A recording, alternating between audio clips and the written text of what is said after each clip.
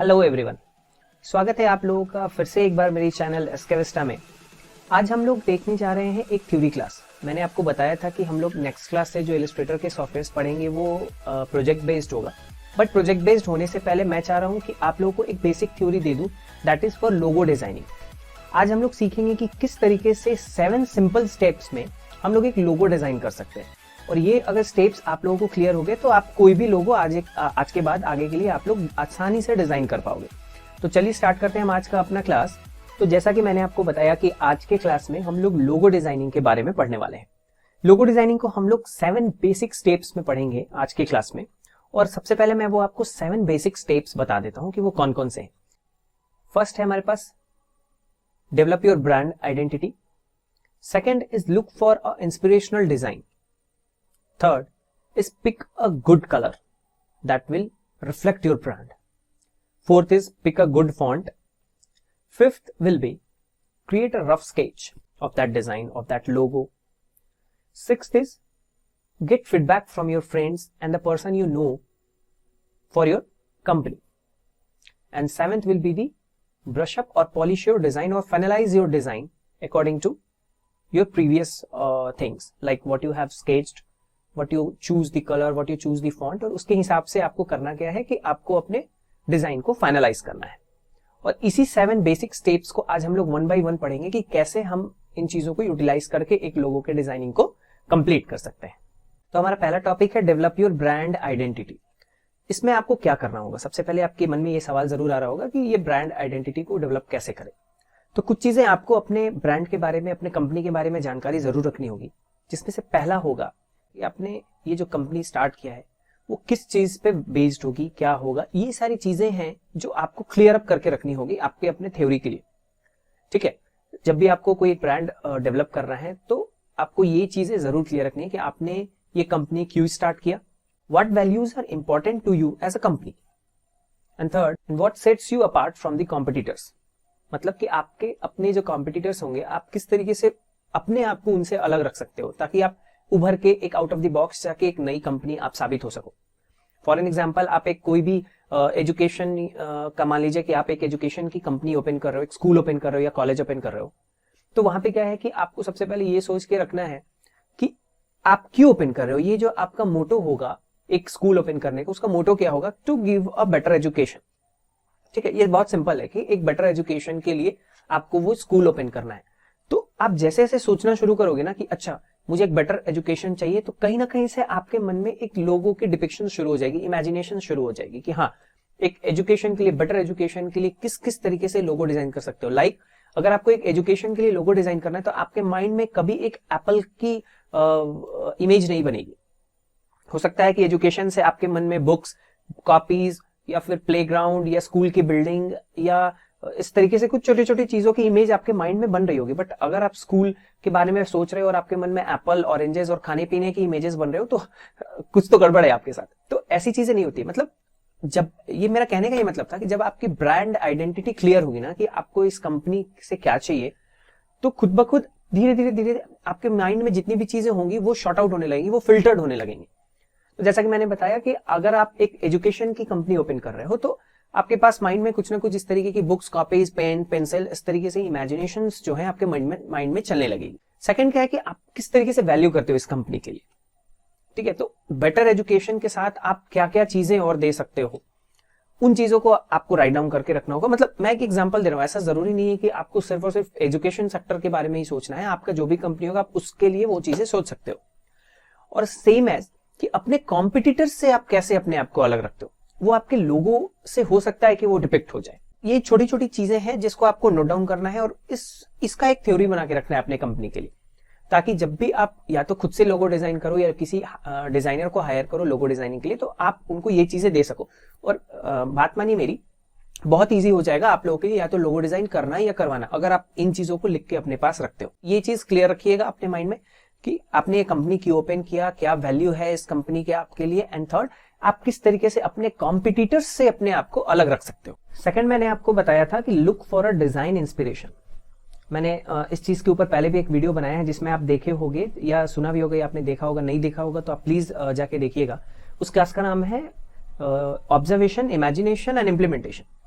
तो वही चीजें हैं कि look for a design inspiration. आप अगर किसी बिजनेस को स्टार्ट कर रहे हो तो कोई ना कोई इंस्पिरेशन आपके पास जरूर होगा कि क्यों आपको ये बिजनेस स्टार्ट करना है। कहीं ना कहीं से आप किसी से प्रेरित हुए होगे, कोई आपका आइडल रहा होगा। तो उन सारे कंपनीज के बारे में आपको देखना है, जानना है, उनके लोगों को देखना है और उसको ऑब्जर्व करना है कि हाँ भाई सेम कंपनी है, सेम मेरा एक आगे चल के वो कॉम्पिटिटर हो सकता है, तो मैं किस तरीके से सेम लेवल के लोगोस को डिजाइन करूं। और वहां उन चीजों को आपको ऑब्जर्व करके रखना होगा और देखना होगा। That is for the inspiration only. मतलब आपको उनको कॉपी नहीं करना है as a logo, but for inspiration, आपको इंस्पायर होना है उनसे। ठीक है, तो इन चीजों को आप ध्यान रखेंगे। थर्ड है हमारे पास, pick a colour that will depict your logo और डिपिक्ट योर ब्रांड।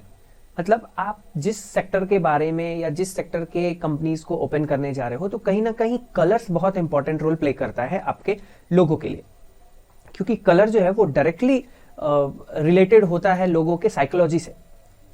ठीक है, मैंने आपको बताया था, अगर आपने कलर थ्योरी का क्लास देखा होगा तो मैंने कलर के बारे में भी बताया था कि कुछ वार्म कलर होते हैं, कुछ कूल कलर होते हैं, कुछ बोल्ड कलर यूज किए जाते हैं। तो ऐसे कलर्स को हमको पिक करना है जो आपके लोगों को, आपके ब्रांड को बहुत इजीली डिनोट कर सके। अब ऐसा ना हो कि अगर आप एक मान के चलिए किसी एक रोमांटिक चीजों के लिए लोगो डिजाइन कर रहे हो, like for a wedding card and something, या वेडिंग कंपनी है आपकी और उसकी आप लोगो डिजाइन कर रहे हो, और वहां पे आपने बहुत अटपटा सा कलर लाइक रेड, पिंक के अलावा आपने कुछ, या ऑरेंज के अलावा आपने कोई दूसरा कलर लेना शुरू कर दिया, तो वैसे कलर लव को या रोमांस को डिपिक्ट नहीं करता या डिनोट नहीं करता। तो ऐसे केसेस में कहीं ना कहीं हम उस लोगो के साथ या उस ब्रांड या उस कंपनी के साथ कहीं ना कहीं गलत कर रहे हैं कि भाई एक लव की कंपनी को आप अलग कलर से शो कर रहे हो। ठीक है, तो कुछ ऐसी छोटी छोटी चीजें हैं जो आपको अपने दिमाग में रखनी है, जिसमें से एक बहुत इंपॉर्टेंट जो हमारा थर्ड टॉपिक था, दैट इज कलर। तो कलर आपको डिपेक्ट करना है या सेलेक्ट करना है ऐसे कलर्स जो आपके ब्रांड को बहुत अच्छे तरीके से रिजेंबल कर पाए या दिखा पाए या शो कर पाए कि नहीं भाई, इस कलर के साथ मेरा ब्रांड का जो कैरेक्टर है वो बहुत अच्छे तरीके से मैच कर रहा है। फोर्थ है हमारा पिक अ फॉन्ट। फॉन्ट क्या होता है, मैंने आपको बताया था, फॉन्ट फैमिली होती है जिस तरीके से जो डिजाइन होता है एक कैरेक्टर का, लेटर का लिखने के लिए हम लोग अपने हैंडराइटिंग्स लिखते हैं ना, तो वही एक आप कंप्यूटर नॉलेज में समझ के चलिए, दिस इज फॉन्ट, जहां पे आप एक हैंडराइटिंग को चेंज कर सकते हो, अल्फाबेट्स को चेंज कर सकते हो। लाइक मेरे ए लिखने का तरीका हो सकता है आपके ए लिखने के तरीके से अलग हो, तो सेम चीज फॉन्ट भी होता है। अगर आप कोई ऐसा लोगो डिजाइन कर रहे हो जिसमें कलर्स और शेप के अलावा फॉन्ट भी यूज करना है, तो वो भी हम लोग को बहुत प्रिसाइजली यूज करना पड़ेगा, क्योंकि फॉन्ट भी बहुत इंपॉर्टेंट रोल प्ले करता है लोगो डिजाइनिंग में। बहुत सारे एग्जांपल हैं जहां पे आप देख सकते हो कि सिर्फ लेटर्स या अल्फाबेट्स को यूज करके लोगो बनाया जाता है। जैसे न्यूज चैनल है एक CNN, तो CNN में आप देखोगे कि उसमें बहुत ज्यादा कुछ नहीं है, सिर्फ कैरेक्टर एंड कलर्स का यूज करके वो लोगो डिजाइन किया जाता है। तो इसलिए फॉन्ट भी बहुत इंपॉर्टेंट रोल प्ले करता है। तो जब भी आप फॉन्ट चूज करेंगे तो वही अपने ब्रांड के कैरेक्टर के हिसाब से आप चूज करेंगे कि मुझे मोटा फॉन्ट यूज करना है, पतला यूज करना है, बहुत ज्यादा डिजाइनर फॉन्ट यूज करना है, सिंपल फॉन्ट यूज करना है। वो आपके ब्रांड आइडेंटिटी के ऊपर डिपेंड करेगा। जैसा कि मैंने आपको बताया था, फिफ्थ है हमारा क्रिएट अ रफ स्केच। आपने जो भी चीजें अब तक सोच के रखा, लाइक मैं एक एग्जांपल लेके चलूं स्कूल का ही, जो मैंने स्कूल का एक कंपनी के बारे में बताया, तो मैंने देख रखा है कि मुझे बेटर एजुकेशन के लिए अपना एक स्कूल बनाना है या कंपनी खड़ी करनी है। वहां पे हमें कौन सा कलर यूज करना होगा, वहां पे हमें कौन सा फॉन्ट यूज करना होगा, और किस तरीके से हम एक रफ स्केच डिजाइन करके रख सकते हैं। तो इन सब चीजों को ध्यान में रखते हुए क्या करना है, आपको एक रफ स्केच तैयार करना है। रफ स्केच आप कहीं भी तैयार कर सकते हो, पेपर पेंसिल लेके कर लो, मोबाइल में कर लो, या उसके बारे में सिर्फ लिख लो कि मेरा डिजाइन ऐसा होने वाला, मैं एक सर्किल बनाऊंगा, सर्किल में सर्किल में जो स्ट्रोक्स होंगे, आउटलाइंस होगी, वो मोटी होगी, बीच में एक स्कूल की बिल्डिंग होगी और उस बिल्डिंग में किताब का एक लोगो होगा या किताब की एक वेक्टर डिजाइन होगी बुक्स की। तो इस तरीके से आप या तो लिख के भी रख सकते हो, बट बेटर ये होगा अगर आपको स्केच आती है, सिंपल स्केच भी आती है, तो आप लाइन ड्रॉइंग्स करके भी आप एक स्केच डिजाइन कर लो। और ये स्केच डिजाइन करने का फायदा क्या होगा, जब आप नेक्स्ट टॉपिक पे चलोगे तो वहां मैंने आपको बताया था कि get a feedback from your friends. तो उस कंपनी के जो आपने लोगो स्केच किया, एक रफ स्केच किया, तो उस स्केच को आप अपने फ्रेंड्स को भेज के, अपने जानने वालों को भेज के, या कुछ ऐसे हो सकता है कि डिजाइनर भी आपके ग्रुप में होंगे, या ऐसे लोग होंगे जो पहले से स्कूल्स वगैरह ओपन करके रखे होंगे, तो उन लोगों को आप ये अपना जो स्केच है वो भेज के उनसे फीडबैक ले सकते हो, या ये उनसे आप पूछ सकते हो कैसा डिजाइन है। हो सकता है कि आपको कुछ, क्योंकि होता क्या है कि जब एक दिमाग चलता है और एक की जगह जब 4 दिमाग चलते हैं सेम टॉपिक के ऊपर, तो कहीं ना कहीं से उसकी निचोड़ जो होती है वो अलग हो जाती है, वो हो सकता है और भी निखर के ऊपर आ जाए। ठीक है, तो जब भी आप इस तरीके से लोगो डिजाइन करोगे तो फीडबैक जरूर लीजिएगा अपने जानने वालों से, और वो ऐसे लोगों को भेजिएगा जो आपको रियल फीडबैक दे। ऐसा नहीं कि आपने कुछ भी भेजा और सब लोग बोल रहे हैं कि वाह बहुत अच्छा बहुत अच्छा बहुत अच्छा। तो अगर सब बहुत अच्छा बोल रहे हैं तो ये भी हो सकता है कि आपने बहुत अच्छा डिजाइन किया हो, और ऐसे भी लोग होते हैं जो उनको कुछ मतलब नहीं होता, आपने भेजा और वो बोलेंगे वाह बहुत अच्छा, वाह वाह, बस एक ही उनका रहेगा वाह। तो ऐसे लोगों को आप भेजिए जो रियल में आपको एक गुड फीडबैक दे सके, ये ध्यान में रखिएगा। और लास्ट क्या है, हमने जो भी अब तक डिजाइन के बारे में सोचा, ये लिखा, और उसके बारे में जो हमने कलर पिक किया, हमने जो शेप्स पिक किए, हमने जो फॉन्ट्स पिक किए, हमने जो स्केच बनाया, और उस स्केच में से जो फीडबैक मिला, उस फीडबैक को चेंज करके अब हमें उसे अपने सॉफ्टवेयर में लेके आना है और अपने सॉफ्टवेयर में ही उसे ब्रशअप करना है। ठीक है, क्योंकि जरूरी नहीं कि आप सॉफ्टवेयर में ही करो, हो सकता है कि आप उनको अपने नॉर्मल स्केच से ही इतना अच्छा बना दो कि सॉफ्टवेयर की जरूरत ना पड़े। ठीक है, तो ब्रशअप एंड पॉलिश का मतलब ये हो गया कि उसे एक फाइनल रूप तैयार करके देना है कि अब मेरा लोगो तैयार है, अब मैं इसको अपने ब्रांड के लिए यूज कर सकता हूँ। क्योंकि याद रखिएगा, लोगो जो है आपका ब्रांड नहीं है, बट वो एक ब्रांड का रिप्रेजेंटेशन जरूर करता है। ठीक है, तो कहीं भी आप अपने ब्रांड को शो करोगे तो आपका लोगो सबसे पहले सामने आने वाला है। ठीक है, और इसलिए लोगो इतना दमदार होना चाहिए और इतनी अच्छी होनी चाहिए जहां से आपकी चीजों को इजीली दिखा सके कि नहीं, ये लोगो नीट एंड क्लीन है और सिंपल है। और एक चीज और ध्यान रखिएगा, इन सब के अलावा एक बहुत इंपॉर्टेंट बात मैं आपको बताने जा रहा हूँ। लोगो जब भी आप डिजाइन करोगे तो ऐसा जरूर सोच के रखिएगा कि मुझे बड़े स्क्रीन पे भी वो एकदम क्लियर दिखे, और जब उसको आप छोटे स्क्रीन पे भी यूज करोगे, उसको आप छोटा भी करोगे, तब भी वो क्लियर लोगो दिखे। अगर एक लोगो में आप बहुत ज्यादा डिटेलिंग्स करना शुरू करोगे तो बड़े में तो वो बहुत अच्छे से दिखता है, लेकिन जैसे जैसे आप उसको छोटा करने लगोगे, उसको रिसाइज करोगे, तो वहां पे वो डिटेलिंग्स खत्म हो जाती है, वो एक क्लमजी सा लोगो दिखने लगता है। तो वो कहीं ना कहीं आपके ब्रांड को क्लियरली डिनोट नहीं कर पाएगा कि यार ये क्या है।